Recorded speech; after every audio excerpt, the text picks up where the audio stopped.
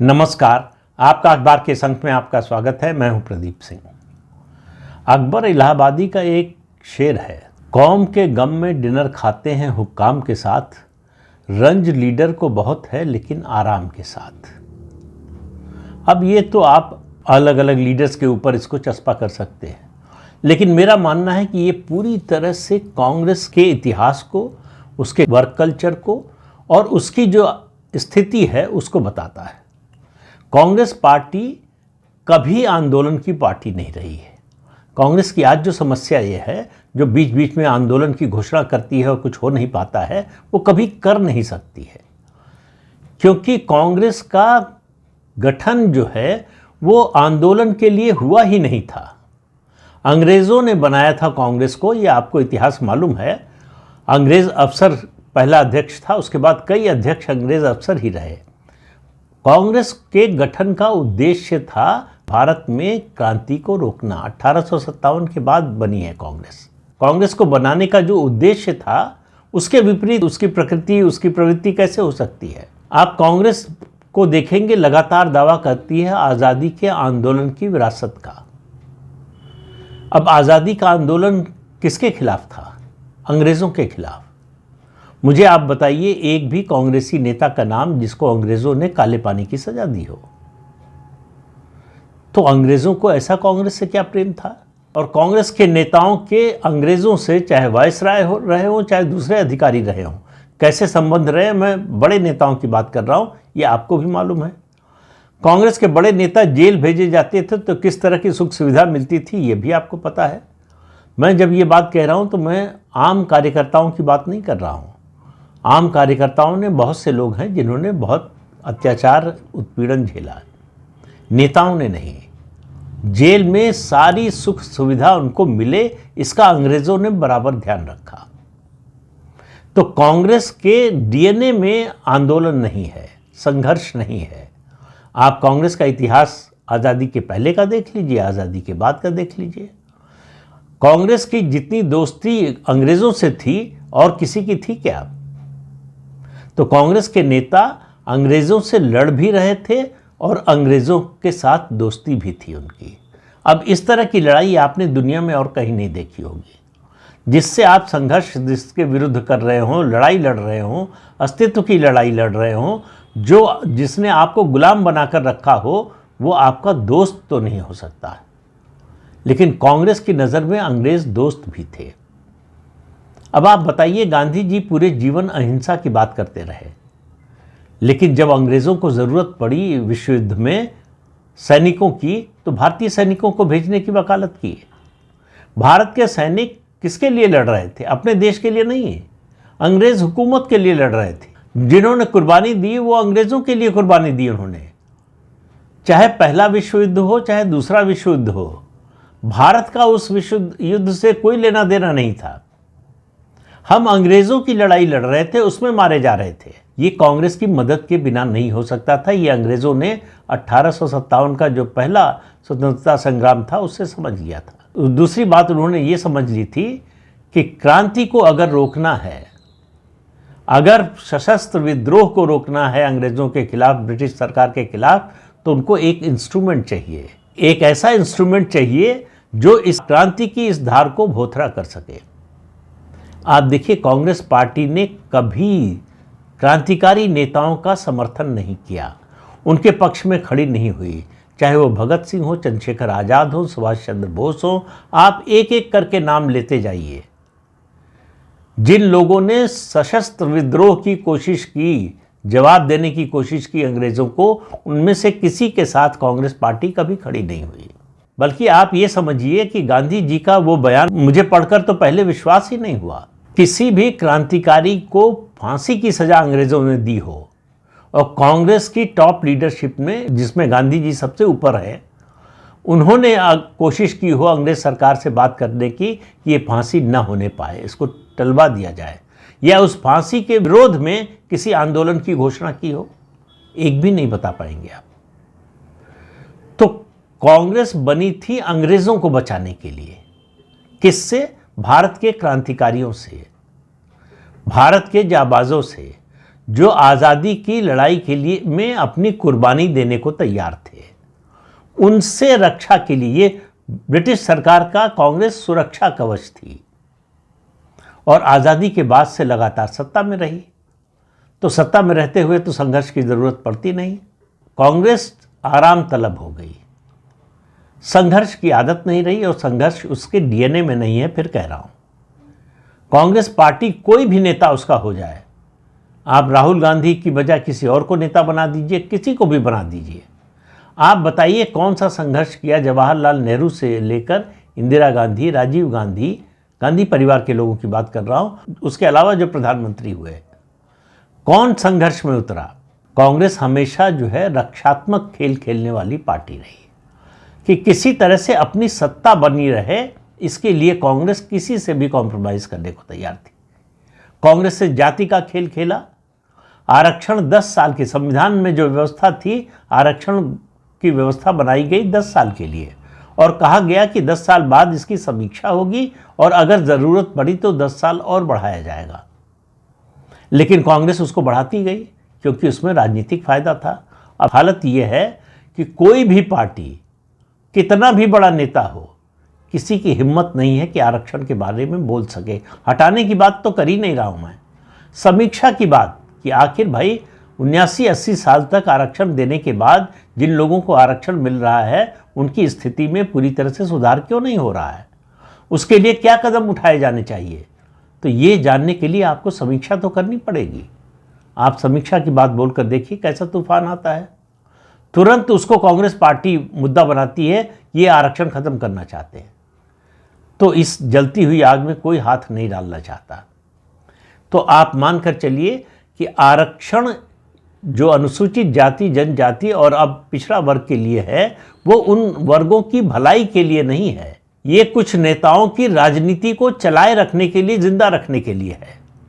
और उनकी राजनीति तभी तक चल रही है जब तक ये आरक्षण की व्यवस्था चल रही है।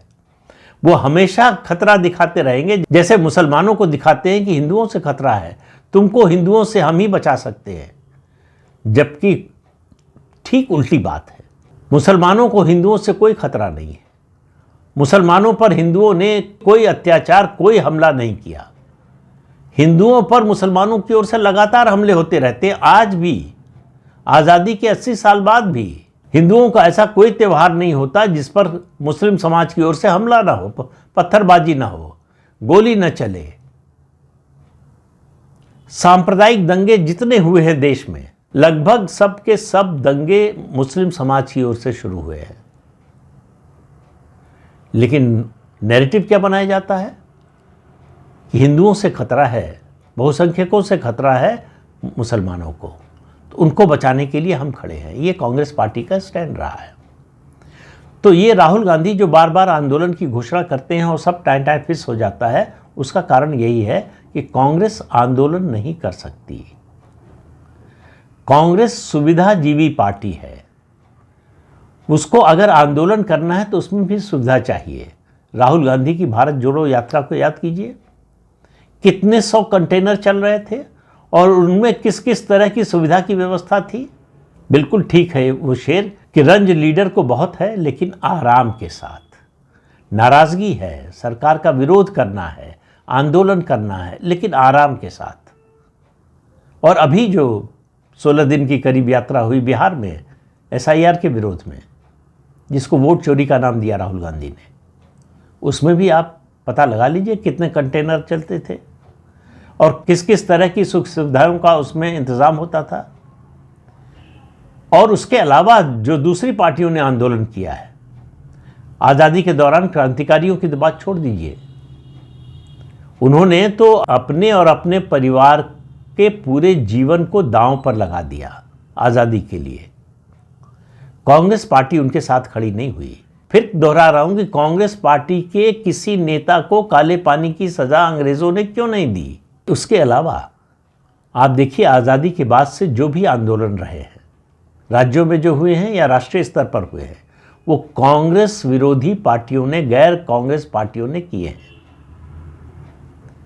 चाहे वो समाजवादी रहे हों, डॉक्टर लोहिया के समय, JP के समय संपूर्ण क्रांति का नारा रहा हो, या फिर भ्रष्टाचार के खिलाफ लड़ाई रही हो, या अयोध्या आंदोलन रहा हो विश्व हिंदू परिषद और भारतीय जनता पार्टी का, कोई भी आंदोलन उठाकर देखिए, या फिर मंडल को लेकर जो आंदोलन हुए, उनमें किसी आंदोलन में आपको कांग्रेस पार्टी नहीं दिखाई देगी। एक बात तो ये मान लीजिए कि आंदोलन करना कांग्रेस पार्टी के बूते की बात ही नहीं है।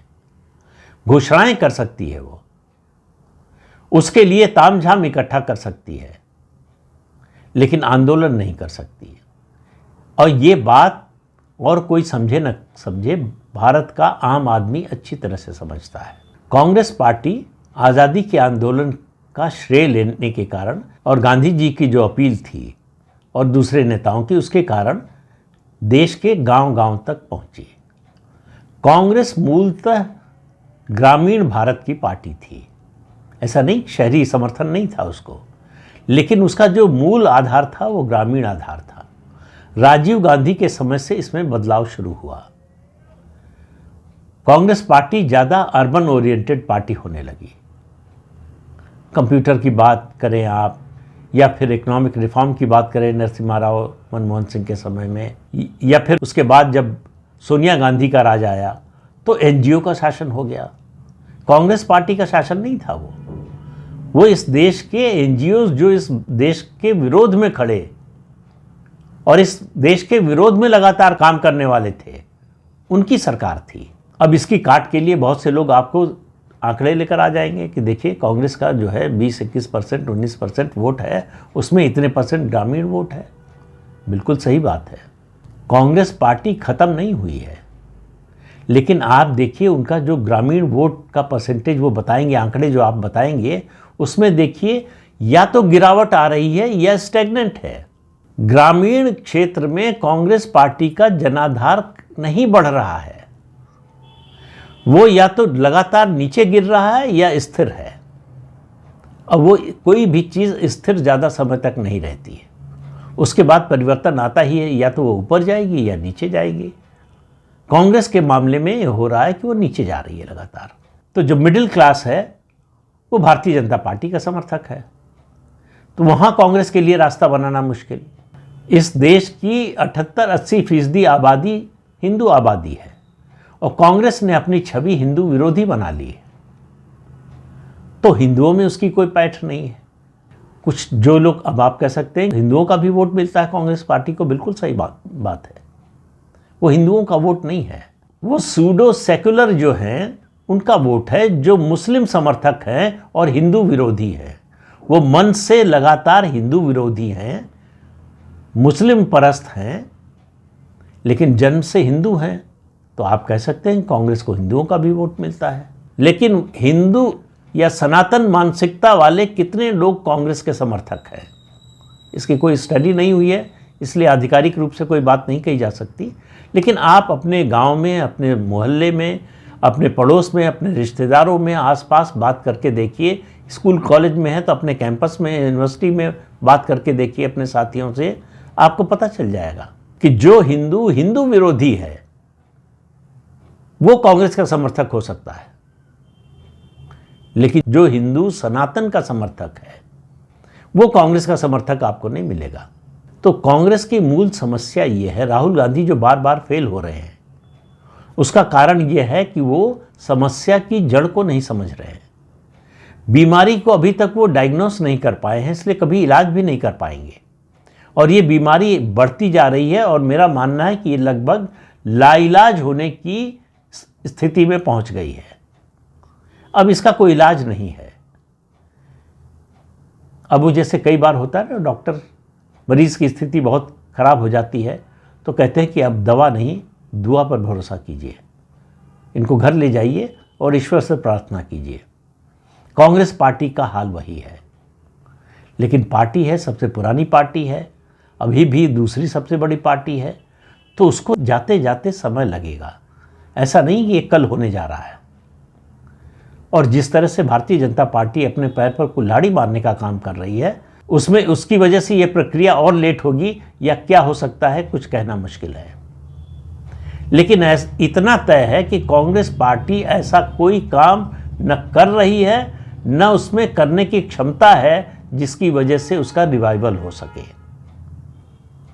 कांग्रेस पार्टी नीचे जाएगी, प्रश्न सिर्फ इतना है कि कितनी तेजी से और कितना समय लगेगा। इसलिए कांग्रेस पार्टी किसी भी आंदोलन की घोषणा करे, कोई भी मुद्दा उठाए, देश की आम जनता उसके साथ खड़ी नहीं होती है। वही गिने चुने लोग हैं जो उसके समर्थक हैं, वही खड़े होते हैं और उनकी भी संख्या घट रही है। कांग्रेस से बड़ी संख्या में पहले लोग क्षेत्रीय दलों में गए, फिर भारतीय जनता पार्टी में आए, खासतौर से अयोध्या आंदोलन के दौरान। अब अलग अलग राज्यों में भाजपा और क्षेत्रीय दल दोनों कांग्रेस का जो बचा खुचा जनाधार है वो खा रहे हैं। वहीं पर कांग्रेस बची हुई है जहां कोई तीसरी पार्टी नहीं है, जहां उसका मुकाबला सीधे या तो भाजपा से है या किसी क्षेत्रीय दल से है।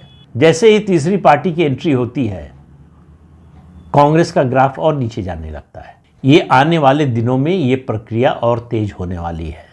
तो कांग्रेस के लोगों को समझ में नहीं आ रहा है कि उनकी समस्या क्या है, इसलिए उसका वो निदान कभी खोज नहीं सकते, उसका इलाज वो बीमारी का कर नहीं सकते।